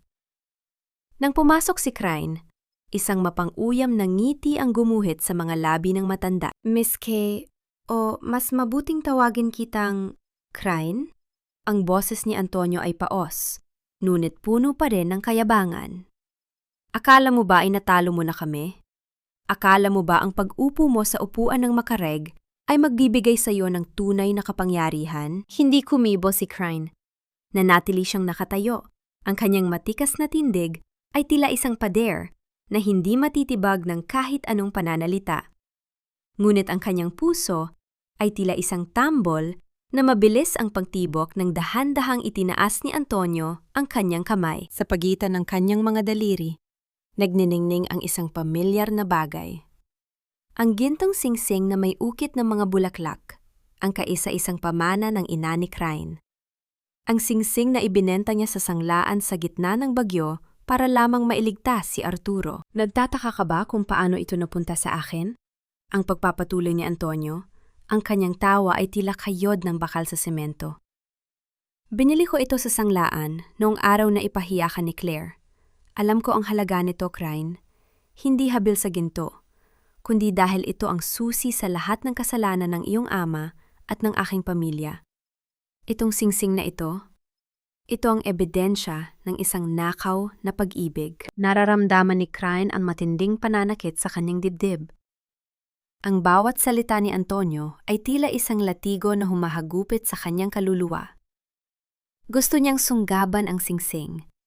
Gusto niyang bawiin ang huling piraso ng kanyang pagkatao mula sa maruming kamay ng matanda. Gusto mo bang makuha ito? Hamon ni Antonio. Ibigay mo sa akin ang audit reports. Burahin mo ang lahat ng ebidensya laban kay Claire at sa kumpanya namin. Kapalit niyon, ibabalik ko sa iyo ang alaala ng nanay mo. Kung hindi, sisiguraduhin ko na ang pangalan ni Ricardo ay mabubulok sa kasaysayan bilang isang magnanakaw ng puso at ng yaman. Sa mga sandaling iyon, ang katahimikan ng silid ay tila naging isang dambuhalang halimaw na lumalamon sa katinuan ni Crane. Ang sacrifice dilemma ay muling humarap sa kanya. Ang kanyang dangal at ang katarungang ipinaglalaban niya o ang huling alaala ng kanyang ina na tila tinataboy siya patungo sa pagsuko. Ngunit bago pa man makasagot si Crane, ang pinto ng silid ay dahan-dahang bumukas. Ang tunog ng pag-ikot ng hawakan yon ay nagdala ng isang hanging puno ng otoridad na tila nagpatahimik sa buong ospital. Pumasok si Don Arturo. Ang kanyang tindig ay tila isang bundok na hindi kayang yanigin ng kahit anong lindol. Ang bawat hakbang ng kanyang sapato sa semento ay lumilikha ng isang ritmo na tila nagpapabagsak sa kayabangan ni Antonio. Sa likod niya, ang mga tauhang nakasuit ay tila mga aninong handang sumunod sa bawat kumpas ng kanyang kamay. Sobra na ano yung paglalaro, Antonio? Ang sabi ni Arturo. Ang kanyang boses ay tila isang malalim na kulog. Ang singsing na hawak mo ay hindi kailanman naging iyo. Gaya ng buhay na ninakaw mo sa pamilya ni Ricardo, ang lahat ng hawak mo ay hiram lamang sa tadhana. Nakita ni Crane ang mabilis na pagbabago sa mukha ni Antonio. Ang takot ay nanuot sa kanyang mga mata. Naging kasing puti siya ng kumot na nakabalot sa kanyang mga binti. Mabilis na lumapit ang isa sa mga tauhan ni Arturo at, sa isang mabilis ngunit tahimik na kilos, nakuha nito ang singsing mula sa nanginginig na kamay ni Antonio. Inabot ni Arturo ang singsing kay Crane. Ang pagdampi ng malamig na metal sa palad ng dalaga ay tila nagpadaloy ng isang mainit na kuryente sa kanyang buong katawan. Isang pakiramdam ng pagkabuo, ng muling pagkakabawi sa isang bahagi ng kanyang kaluluwa na matagal nang nawala. Dahan-dahang isinuot ni Crane ang singsing sa kanyang daliri at sa sandaling iyon, tila narinig niya ang mahinang bulong ng kanyang ina sa hangin, nagpapasalamat sa kanyang katatagan. Antonio, muling panimula ni Arturo, ang kanyang titig ay nakapako sa nanghihinang matanda. Ang kumpanya mo ay wala na. Pinili ko na ang bawat hininga niyon. Ang bakery, ang lupang kinatatayuan nito, at ang bawat utang nyo ay nasa ilalim na ng aking pangalan. At ang pangalang yan ay ipapasa ko sa taong karapat-dapat. Lumingon si Arturo kay Crane.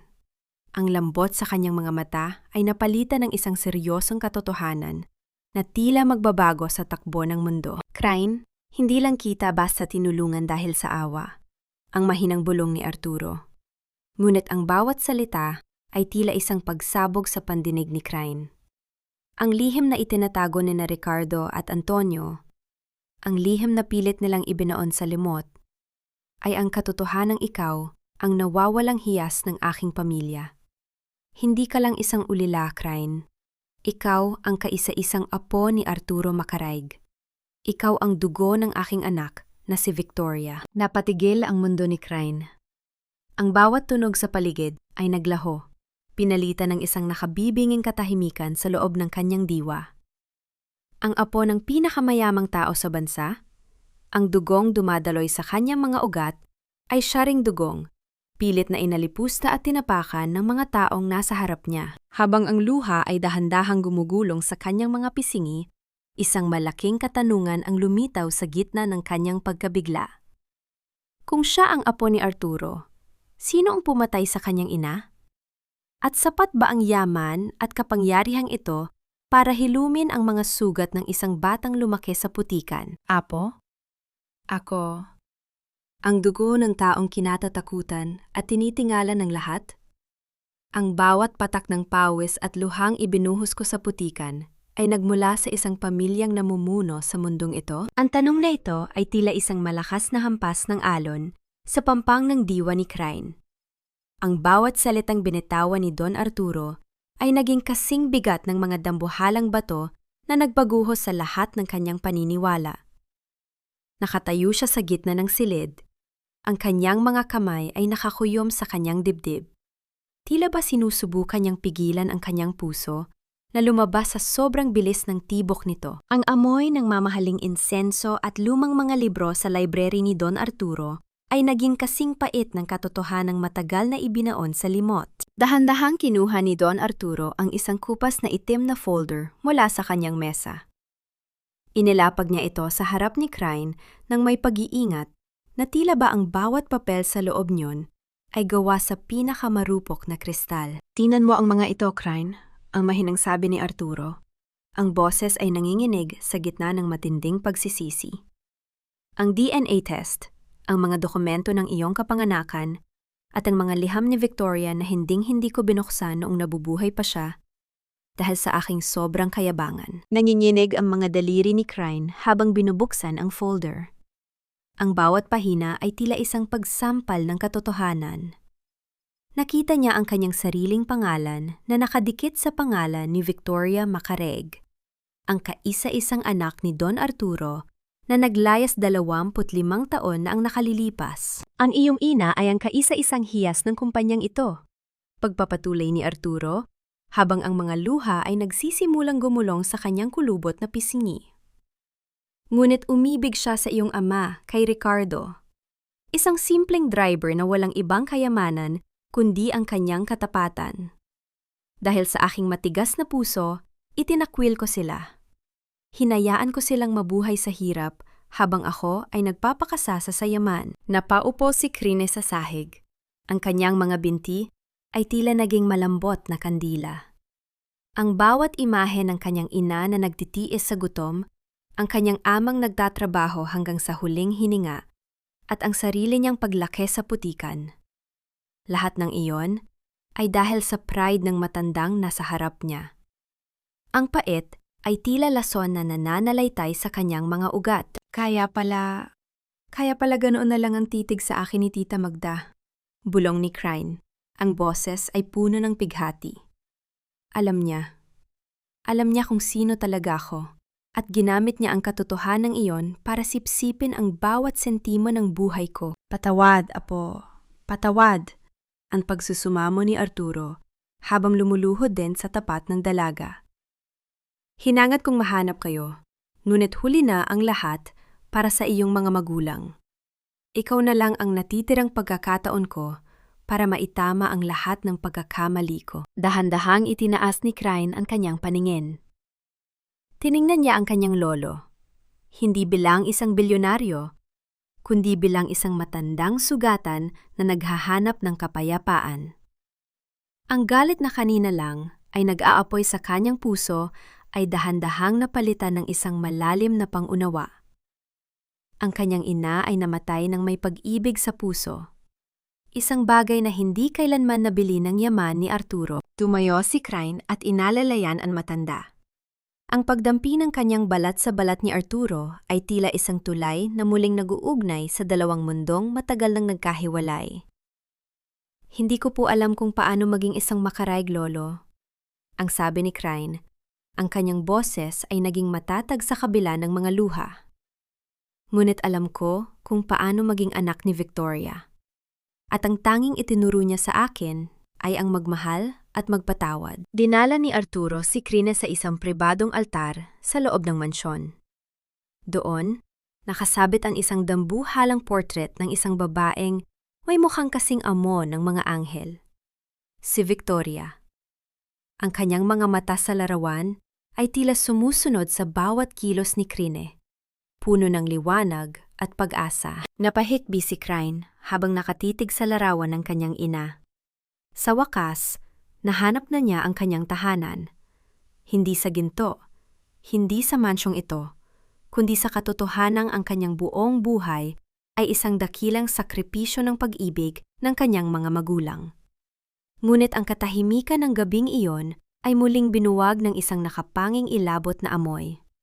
Isang amoy na hindi kabilang sa marangyang library. Ang amoy ng usok at nasusunog na gasolina. Mabilis na tumingin si Crane sa labas ng bintana. Ang liwanag ng buwan ay napalitan ng isang mapula at nag-aapoy na kulay. Ang bakery na kanyang muling binuksan at pinaganda, ang simbolo ng kanyang bagong simula, ay nilalamon na ngayon ng malalaking dila ng apoy. Ang bawat ukit niyon ay unt-unting nagiging abo, habang ang tunog ng pag-atungal ng apoy ay tila isang tawa ng isang demonyong nagwawagi. Sa gitna ng kaguluhan, nakita ni Crane ang isang anino na tumatakbo palayo sa nasusunog na gusali. Isang aninong pamilyar ang tindig at ang galaw. Si Claire. Ang huling desperadong hakbang ng kanyang kaaway ay hindi lamang para sirain ang kanyang negosyo, kundi para patayin ang huling alaala ng kanyang muling pagkabuhay. Maitatayaban ni Crane ang kanyang sariling buhay para isalba ang bakery sa gitna ng naglalakas ang apoy? O hahayaan na lamang niyang lamunin ng abo ang kaisa-isang bagay na naguugnay sa kanyang simpleng nakaraan? Ang gabi ay naging kasing init ng impyerno at ang tadhana ni Crane ay muling susubukin sa gitna ng nagbabagang mga pangarap. Hindi sapat ang galit para sulugin ang lahat, Claire. Sa huli, ang apoy na sinimulan mo ang lalamon sa sarili mong kaluluwa. Ang sigaw na ito ni Crane ay tila nawawala sa gitna ng dambuhalang atungal ng apoy na lumalamon sa kanyang bakery. Ang gabi ay naging kasing init ng impyerno. Ang bawat kahoy na dati ay maayos na nakakabit, ay lumilikha ngayon ng malalakas na tunog ng pagkabali, tila ba mga butong dinudurog ng isang malupit na halimaw. Ang usok ay naging makapal at madilim, tila mga dambuhalang kamay na sumasakal sa langit at nagpapalabo sa liwanag ng buwan. Nakatayo si Crane sa gitna ng kalsada. Ang kanyang mukha ay namamaga sa init at ang kanyang mga mata ay puno ng luhang mabilis na natutuyo dahil sa singaw. Pinapanood niya ang kanyang mga pangarap na unting nagiging abo. Ang amoy ng masarap na tinapay at harina ay napalitan ng nakasusukang amoy ng masusunog na chemical at plastic. Ang bakery na ito, ang simbolo ng kanyang muling pagtayo mula sa putikan. Ang kanyang liwanag na ngayon ay dinudumihan ng itim na usok ng ingit. Ngunit sa gitna ng ingay ng naglalakasang apoy, narinig ni Crane ang isang mahina at nanginginig na tinig mula sa loob ng gusali. Isang tinig na puno ng takot at desperasyon. "Tulong! Tulungan niyo ako! Hindi ko mabuksan ang pinto!" Ang puso ni Crane ay tila tumigil sa pagtibok. Nakita niya ang anino ni Claire sa likod ng makapal na salamin. Pilit na kinakalampag ang pintong kusa nang nag-lock dahil sa init. Si Claire, ang taong sumira sa kanyang buhay. Ang taong nagtapon sa kanya sa kalsada. At ang taong mismong nagsindi ng mitsa ng apoy na ito, ay nakakulong ngayon sa sarili niyang bitag. Isang matinding pagtatalo ang nangyari sa loob ng diwa ni Crane.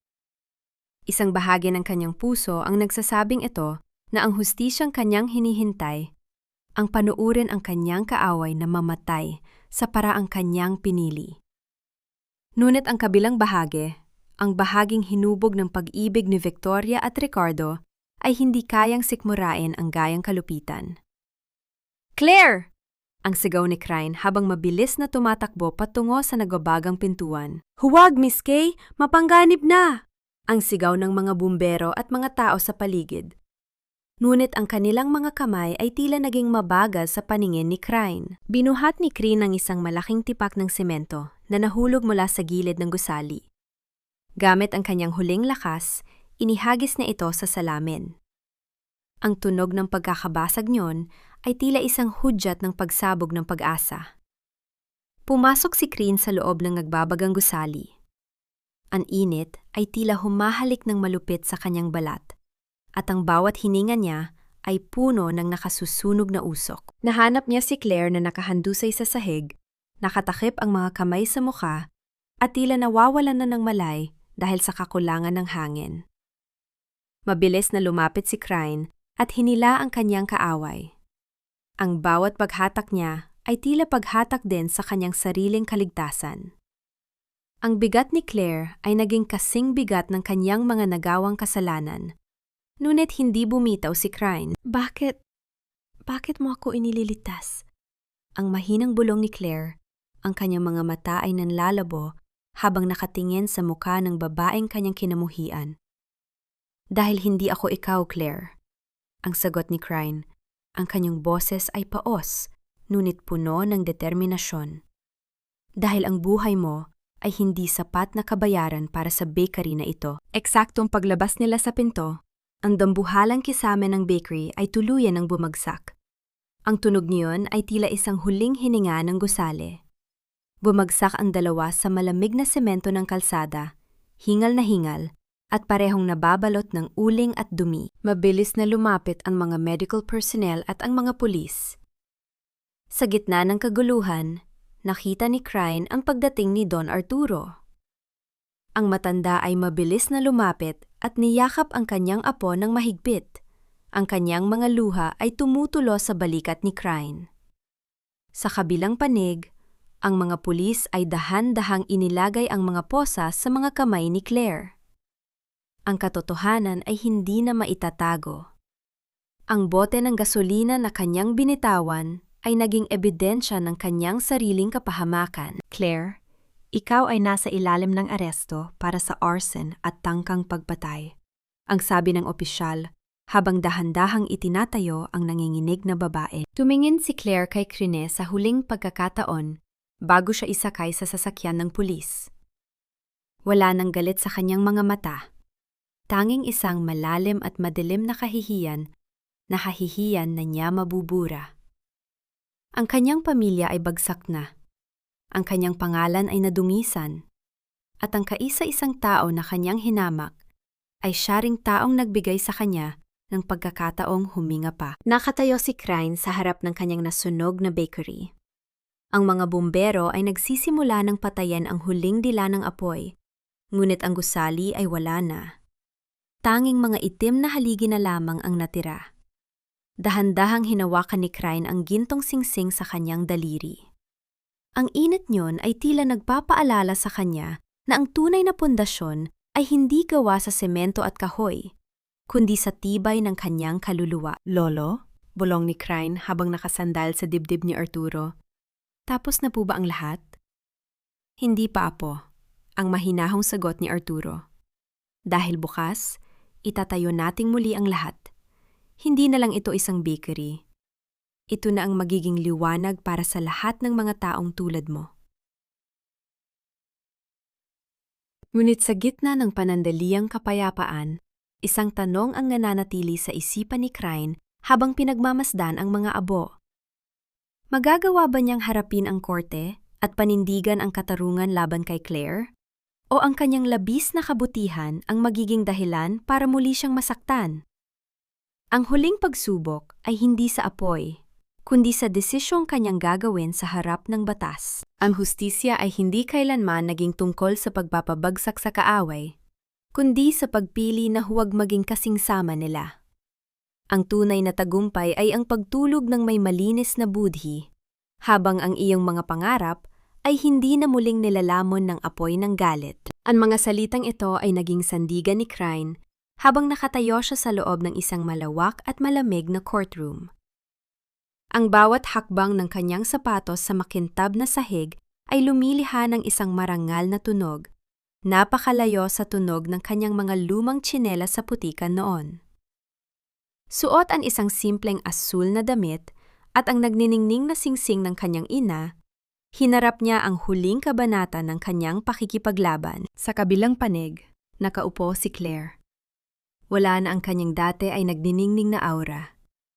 Ang kanyang buhok ay gulo-gulo, ang kanyang mga mata ay lubog at walang buhay, at ang kanyang mga kamay ay patuloy na nanginginig habang nakapatong sa kanyang mga hita. Nang magtama ang kanilang mga paningin, mabilis na yumuko si Claire.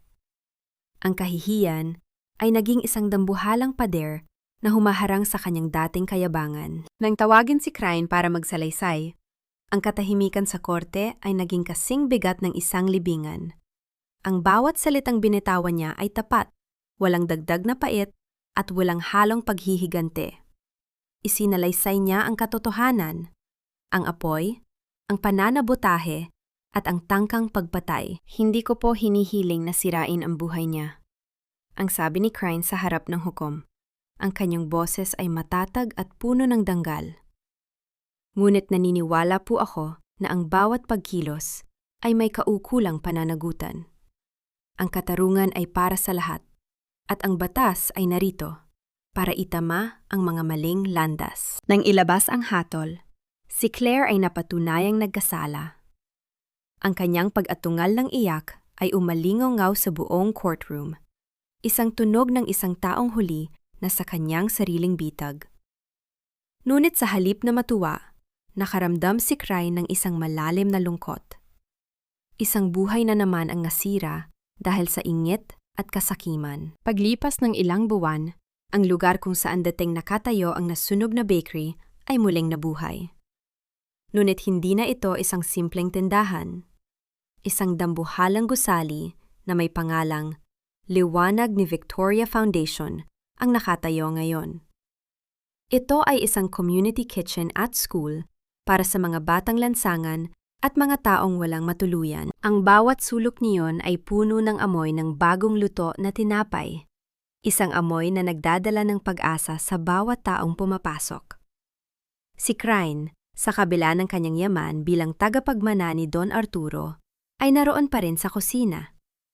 Suot ang kanyang puting apron, siya mismo ang nag-aabot ng mainit na pagkain sa mga nagugutom. Isang hapon, habang nag-aayos siya ng mga gamit, dinalaw niya si Tita Magda sa isang maayos at tahimik na nursing home na kanyang binabayaran. Ang matanda ay nakaupo sa isang wheelchair sa tapat ng harden. Hindi pa rin ito makapagsalita, ngunit nang makita nito si Crane, isang maliit na ngiti ang gumuhit sa kanyang mga labi. Kinuha ni Crane ang kamay ni Magda at dahan-dahan itong hinaplos. "Tita, huwag po kayo mag-alala," bulong ni Crane. "Hinding-hindi ko kayo iiwan. Ang bawat pagkakamali nyo ay ibinaon ko na sa limot. kasabay ng abo ng lumang bakery. Ito ang kanyang golden moment. Ang pagpapakita na ang tunay na kapangyarihan ay hindi ang kakayahang manakit, kundi ang kakayahang mag-aruga sa mga taong sumira sa iyo. Sa mga sandaling iyon, ang hapon ay naging kasing ganda ng isang painting, puno ng kulay ng orange at ginto mula sa papalubog na araw. Pagbalik niya sa mansyon, sinalubong siya ni Don Arturo. Ang matanda ay mukhang mas bata at mas masigla kaysa noong una silang magkita sa ilalim ng tulay. Niyakap niya si Crane ng mahigpit, isang yakap na nagpaparamdam na sa wakas. Ang pamilyang Macaraig ay buo na muli. Handa ka na ba sa susunod na hakbang, Apo? Ang tanong ni Arturo habang iniaabot ang isang bagong dokumento. Lolo, ang tanging hakbang na gusto ko ay ang magpatuloy sa pagbibigay ng liwanag.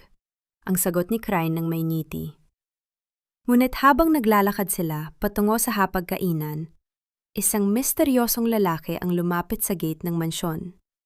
May hawak itong isang lumang sulat na may selyo ng bangko mula sa ibang bansa.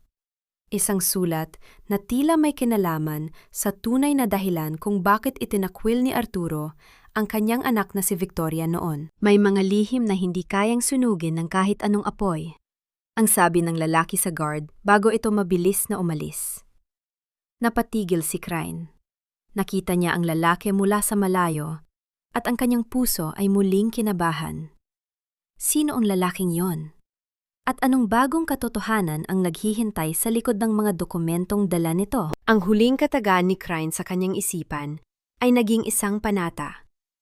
Ang bawat barya ay may kwento, ngunit ang bawat puso ay may halaga. At handa akong harapin ang anumang bukas, hanggat ang aking kaluluwa ay malaya. Ang bawat dapit hapon ay hindi na isang paalala ng kadiliman, kundi isang pangako na ang araw ay muling sisikat ng may dalang panibagong pag-asa. Sa loob ng maraming taon, ang aking puso ay naging kasing tigas ng semento sa kalsada. Ngunit sa huli, ang pag-ibig pa rin ang nagturo sa akin kung paano muling lumambot at mabuhay. Ang simoy ng hangin ng liwanag ni Victoria Foundation ay may dalang bango ng sariwang pandesal at mga bulaklak na bagong pitas. Nakaupo si Crane sa isang mahabang bangko, pinagmamasdan ang mga batang nagtatakbuhan sa malawak na damuhan. Ang kanilang mga tawa ay tila isang musika na nagpapahilom sa mga sugat ng kanyang nakaraan. Sa kanyang tabi, si Don Arturo ay tahimik na nakatingin sa malayo. Ang kanyang mga kamay ay nakapatong sa kanyang tungkod, payapa at walang bakas ng dating kayabangan. Ang misteryosong lalaking dumating noong nakaraang linggo ay ang kaisa-isang abogado na pinagkatiwalaan ni Ricardo noon. Inabot niya kay Crane ang huling liham ni Victoria, isang liham na nagpaliwanag sa lahat. Hindi pala pagtakas ang ginawa ni Victoria. Ito ay isang sakripisyo. Nalaman niya ang masamang balak ng pamilya ni Antonio na pabagsakin ang Macaraig Holdings gamit siya bilang pain. Pinili niyang maglaho at mabuhay sa hirap, kasama si Ricardo, upang protektahan ang kanyang ama mula sa isang malaking iskandalo at panganib. Nang mabasa ito ni Don Arturo, ang kanyang mga hikbi ay naging kasing lakas ng huling hininga ng isang taong matagal nang naliligaw. Sa wakas, nalaman niya na ang kanyang anak ay hindi siya tinalikuran, kundi minahal siya ng higit pa sa kanyang sariling buhay. Ang katotohanan ito ang naging huling susi upang tuluyang mabuksan ang pintuan ng kapayapaan sa mansyong dati ay puno ng pait. Lolo! Mahinahong tawag ni Crane habang iniaabot ang isang baso ng mainit na tsaa. Tapos na po ang lahat ng pagtatanong. Ang bawat sagot ay nasa harap na natin. Numiti si Arturo. Ang kanyang mga mata ay nagniningning sa ilalim ng papalubog na araw. Salamat, Apo. Dahil sa iyo, nahanap ko ang aking kaligtasan.